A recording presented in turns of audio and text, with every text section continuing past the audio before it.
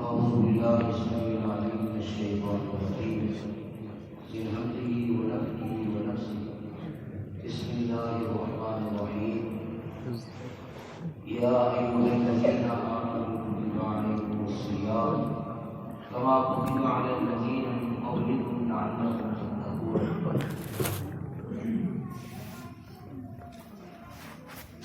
مشہور زمانہ حدیث کل ہم نے سماعت فرمائی ہے، جس میں اللہ رب العالمین کے آپ پیغمبر رحمت کائنات جناب محمد رسول اللہ صلی اللہ علیہ وعلی آلہ واصحابہ وسلم نے 5 انعامات امت محمدیہ کے لیے چاند نظر آنے کے ساتھ ساتھ جو اللہ رب العالمین فرماتے ہیں وہ ہم نے سماعت فرمائے۔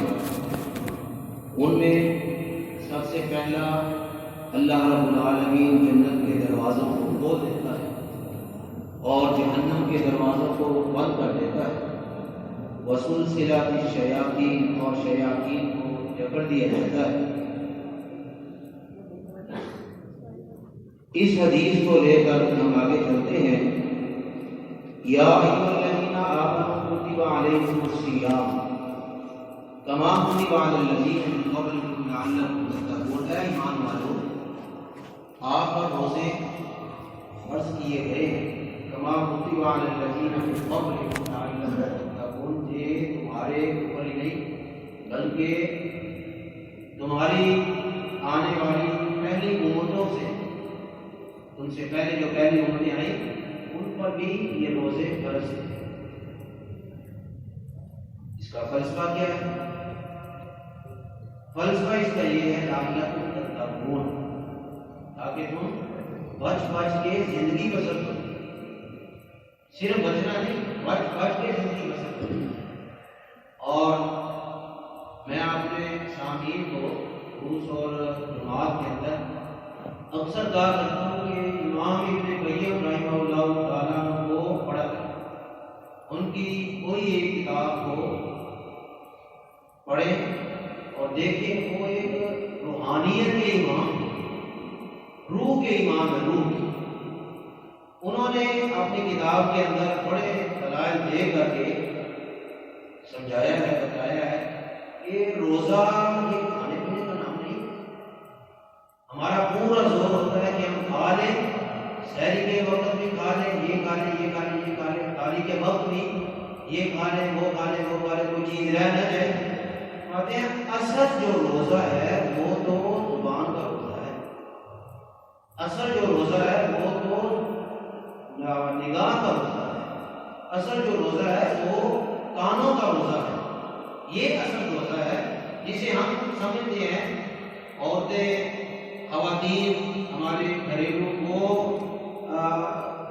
رمضان المبارک میں سحری افطاری کا وقت کچن کے اندر صرف کر دیتی ہیں، اور مرد حضرات وہ سونے اور نیند میں مگر یہ ہمارا یہ روزہ ہمارا معیار ہی میں نے بڑی معذرت کے ساتھ یہ غلط ہے۔ اصل روزہ نظر کا، زبان کا، کانوں کا۔ مجھے بتلائیے کہ اگر بد پرہیزی ڈاکٹر صاحب نے منع کیا ہے، یہ پرہیز ہے، یہ پرہیز ہے، یہ پرہیز ہے، میرے سامنے چودھری مدر صاحب بیٹھے ہیں، ان کے ڈلائسز شروع ہو چکے ہیں۔ اللہ رب العالمین سے ان کے لیے خصوصی دعا کریں، اللہ ان پر رحمت و منظور کروا دے، اللہ انہیں صحت تندرستی عطا فرمائے۔ انہیں پوچھیے ڈاکٹر نے کیا کیا منع کر دیا، کیا کیا یہ ہر چیز ہی روک دی، ہر چیز منع کر دی۔ یہ ہے بد پرہیزی اگر کریں گے تو یہ بیماری زیادہ بڑھے گی، تکلیف زیادہ بڑھے گی، پریشانی زیادہ بڑھے گی، دکھ زیادہ آئے گا۔ اسی طرح روزے کی حالت کے اندر جب ہم بد پرہیزی کریں گے، بد پرہیزی کا مطلب کیا ہے؟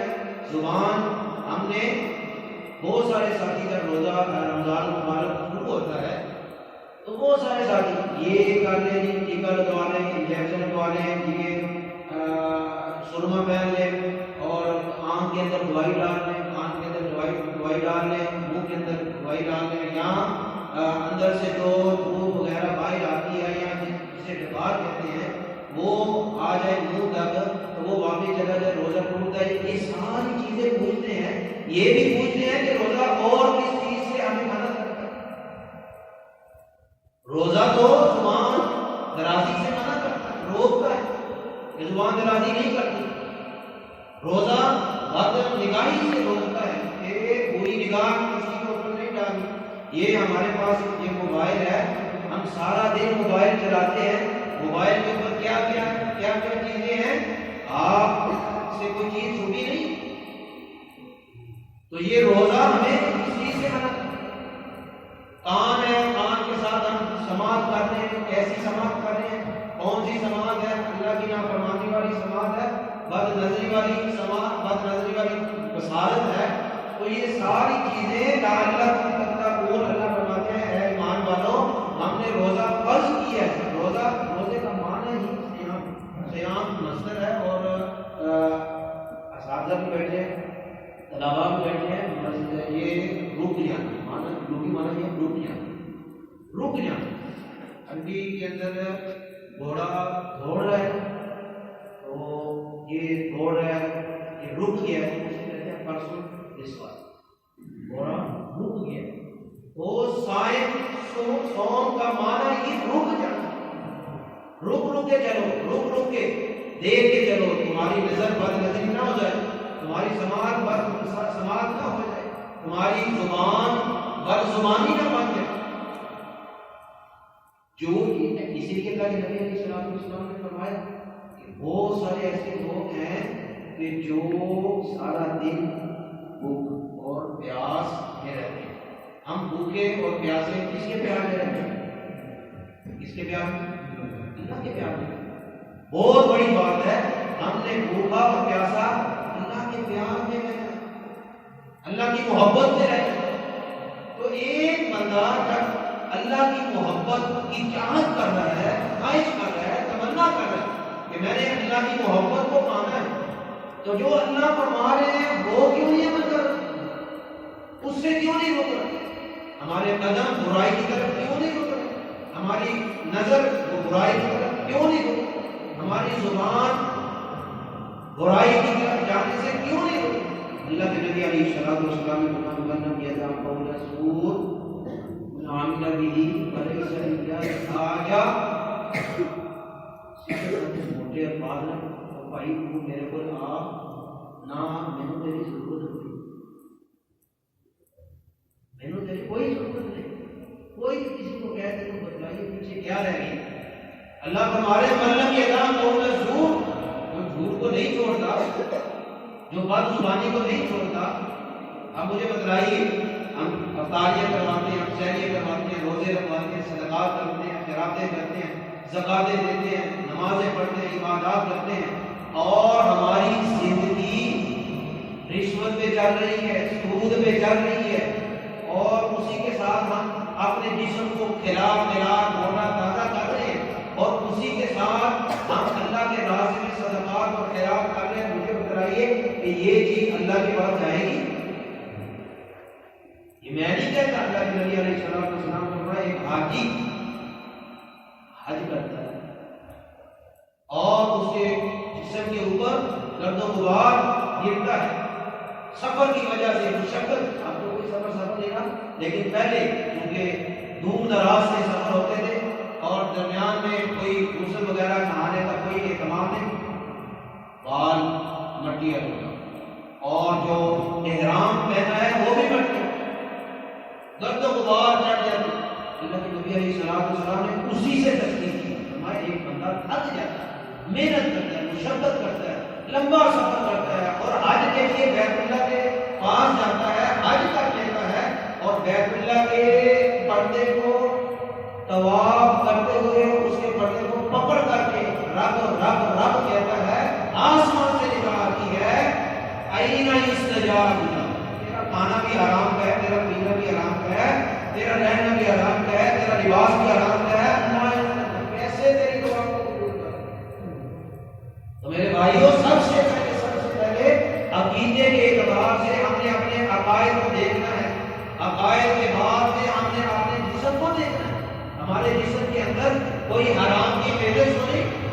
ہمارے جسم کے اندر اپنے کسی مسلمان بھائی کے بارے میں کوئی کدورت، کوئی نفرت، کوئی تعصب، کوئی حسد، کوئی کینہ، کوئی بغض تو نہیں. حضرت عبداللہ بن مسعود رضی اللہ تعالیٰ عنہ فرمایا کرتے تھے کہ ہمارے جو دل ہوتے تھے رمضان مبارک کے شروع ہونے سے پہلے پاک اور صاف ہو جائے گا. آپ نے وہ حدیث بڑی مشہور سنی. اللہ کے نبی علیہ الصلوۃ والسلام نے ایک شخص کو جنت کی بشارت دی، خوشخبری دی کہ یہ جو آنے والا ہے یہ جنت کی. ایک شخص آیا اور اس نے اپنے جوتوں کو اپنے ہاتھوں میں یعنی کہ بغل میں رکھا ہوا تھا اور اس نے رکھا. ہم نے دیکھا اس نے آگے نماز پڑھی، نماز پڑھ کے چلا گیا. دوسرا دن ہوا پھر اللہ کے نبی علیہ السلام نے پھر بشارت کی خوشخبری دی. اسی طرح تیسرا دن ہوا، تیسرے دن ایک شخص کہتے ہیں میں نے اس کا پیچھا کیا، میں اس کے پیچھے چلتا جب اس کا پیچھا کیا اس کے گھر میں گیا. میں نے کہا میں تیرا مہمان ہوں، میں نے تیرے ساتھ کچھ وقت گزارنا. اصل میں تو مسئلہ یہ تھا کہ یہ نیکی کون سی کرتا ہے، اس کے بعد نیکی کون سی ہے کہ جس کی وجہ سے اللہ کے پاک پیغمبر علیہ السلام مسلسل 3 دن اس نے اسے جنت کی بشارت دی. جب 2-3 دن رہے کوئی چیز نہیں دیکھی، کوئی ایسی چیز نہیں جس کے بعد جو بظاہر بہت بڑی نیکی نظر آتی ہے. نمازیں جس طرح وہ فرماتے ہیں کہ ہم پڑھتے ہیں اس طرح وہ پڑھتے ہیں. روزے اگر اپنی عادت ہے ہم رکھ رہے ہیں وہ بھی رکھ. کوئی صدقہ یا نیکی کوئی چھوٹی موٹی وہ عام روٹین میں ہوتا ہے، لیکن کوئی ایسی بڑی جو چیز میں نے نہیں دیکھی. خیر میں جانے لگا تو میں نے کہا میرے بھائی اصل بات یہ تھی کہ میں اس ٹو میں آیا تھا، میں اس چیز کے پیچھے آیا تھا کہ آپ کے اندر کون سی ایسی نیکی ہے جس کی وجہ سے اللہ کے پاک پیغمبر رحمت کائنات جناب محمد رسول اللہ صلی اللہ علیہ وسلم جنت کی بشارت دیتے. 3 دن سے 1 دفعہ 2 دفعہ 3 دن سے جنت کی بشارت دے رہے ہیں. میں وہ چیز پوچھنا چاہتا ہوں، دیکھنا چاہتا تھا، لیکن مجھے کوئی چیز نظر نہیں آئی. تو میں اب جا رہا ہوں آپ ہی اور میں بھی اللہ کے حوالے کیا کرنے لگی. انہوں نے کہا بھائی میرے پاس تو بڑی نیکی نہیں ہے. اصل جو نیکی جسے میں شاید اللہ کی اور زیادہ پسند آئی ہے وہ یہ ہے کہ جب رات ہوتی ہے نا تو رات میں بستر پہ آتا ہوں تو میں اپنے دل کو پاک اور صاف کر کے سوتا ہوں. کسی کو معاف کرنا ہے معاف، تو غلطیاں خدائیاں نافرمانیاں بہت ساری ہو جاتی ہیں.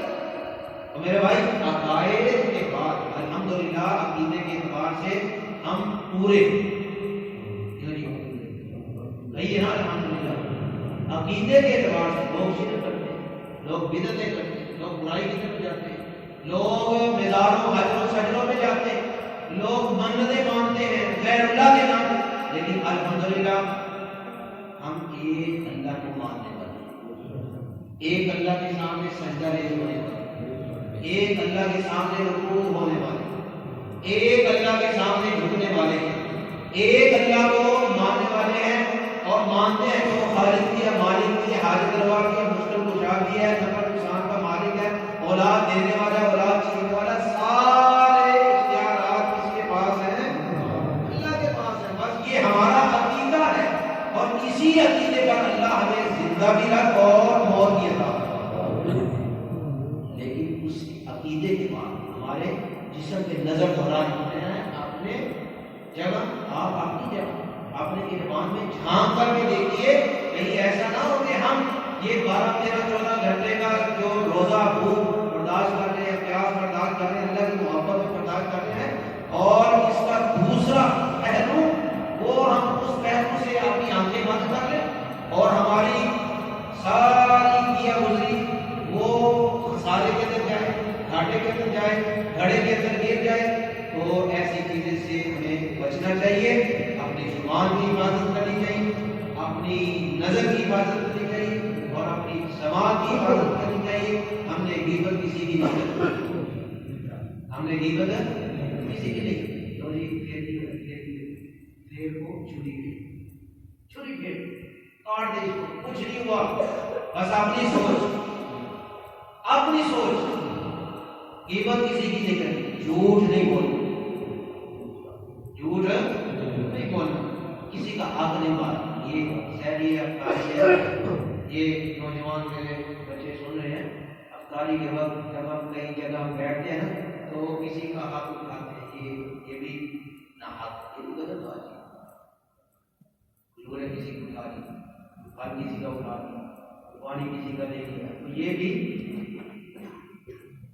بدپریزی ہے نا، بدپریزی ہے نا، بولو تو صحیح کیا ہے؟ بدپریزی نہیں کرنی، بدپریزی نہیں کرنی، بس سیام کا معنی رک جانا، روکو برداشت کرنا، روکنا ہے آپ نے۔ یہ جو ہمارے جسم کے اندر یہ ہمارے نفس ہے، نفس ہمارا ہے، نفس لوام ہے جی، اسی طرح یہ نفس ہمارا جو ہے نا یہ برائی کی طرف کھیلتا ہے۔ اگر سے وسلسلۃ الشیاطین، شیاطین کو جکڑ، ہمارا ایمان، ہمارا ایمان یقین ہے، یقین ہے کہ اللہ نے شیاطین کو جکڑ دیا، ٹھیک ہے نا۔ تو یہ جو اللہ کے رحمت کے دروازے کھول دیے، جنت کے دروازے کھول دیے، جو ہم نے آگ لگائی ہوئی ہے، کہیں آگ لگ جاتی ہے نا کسی مکان کسی گھر کے اندر، ہم یہ 112 کو فون کر دیں جلدی پہنچ جاتی ہے۔ تو جو آگ ہم نے اپنے جسم کے اندر لگائی ہوئی ہے اسے کون بجائے گا؟ کون بجائے گا؟ ہم نے خود کوشش کرنی ہے، محنت کرنی ہے کہ ہم نے جو آگ لگائی ہوئی ہے، زبان کی آگ ہے، یہ آنکھوں کی، یہ اب دیکھیں اللہ معاف کرے، اللہ معاف کرے، یہ جب افطاری کا مسائل کا وقت ہوتا ہے این قبولیت، این دعا کے وقت، دعا کے وقت، یہ ترقی کا سوشل میڈیا کا وقت ہے، بڑے بڑے نیک لوگ اور نمازی لوگ ٹی وی آن کر کے اور اینکر سوال کر رہے ہوتے ہیں، نوجوان لڑکی ٹی وی پہ این دعا کے وقت، این عبادت کے وقت، این قبولیت کے وقت، یہ ہمارے یہاں کس طرف جا رہے ہیں، کس طرف جا رہے ہیں؟ ٹی وی آن کر کے ہم اس کے پیچھے افطاریاں کرنے، سحریاں کرنے کے پروگرام بناتے ہیں۔ میرے بھائی اللہ کے لیے ان چیزوں کو بند کی، سوشل میڈیا کو بند کی، اور فتنہ ہے، بہت بڑا فتنہ ہے، بہت بڑا فتنہ ہے۔ اس سے بچ کر کے اپنی زندگی کو بسر کیجیے، تب ہی روزے کا فائدہ ہوگا، تب ہی لعلکم تتقون، اس کے ثمرات ملیں گے، اس کے فوائد ملیں گے، اس کی فضیلتیں ملیں گی، اور انشاءاللہ ہم اللہ کی جنت کے مہمان بھی ٹھہریں گے۔ اللہ رب العالمین ہمیں ان چیزوں پر عمل کی توفیق عطا فرمائے۔ وآخر دعوانا